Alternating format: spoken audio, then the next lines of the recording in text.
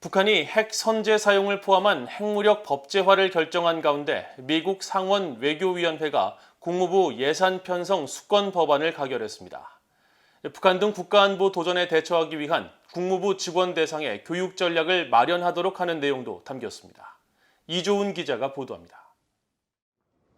미국 상원 외교위원회가 지난해 14일 가결해 본회의로 넘긴 국무부 예산 편성 수권 법안입니다. 법안에는 북한 등 국가안보 도전에 대처하기 위해 국무부 직원 대상의 교육에 관한 전략을 마련하도록 하는 조항이 포함됐습니다. 법안 발효 1년 이내에 국무부 장관은 국무부에 대한 현재와 미래의 요구를 더 잘 충족시키기 위해 교육 요건을 조정하고 발전시키기 위한 전략을 개발해 의회에 제출해야 한다는 조항입니다. 특히 이런 전략에는 러시아와 쿠바, 이란, 북한 등 여러 현존하는 또 떠오르는 국가안보 도전에 대처하는 요소 등이 포함돼야 한다고 명시했습니다. 전직 국무부 고위관리들이 중국과 러시아, 이란, 북한, 쿠바, 시리아와 같은 적국의 정부를 조언하거나 대변하는 것을 금지하는 조항도 법안에 담겼습니다.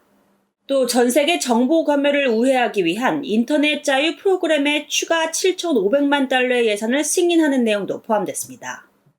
이런 가운데 상원 외교위원회는 타이완을 주요 비나토 동맹국으로 대우하는 타이완 정책 법안을 가결했습니다.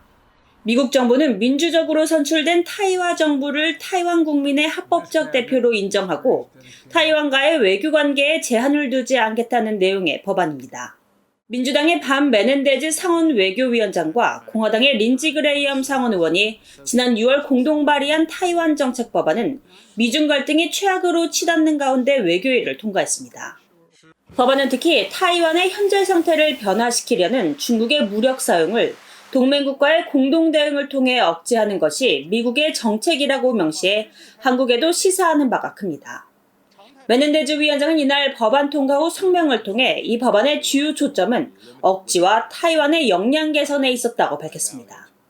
메넨데즈 위원장은 그러면서 타이완 정책 법안은 미국이 중국과의 전쟁이나 긴장 구조를 추구하지 않는다는 점을 분명히 하고 있다고 강조했습니다. VA 뉴스 이조은입니다.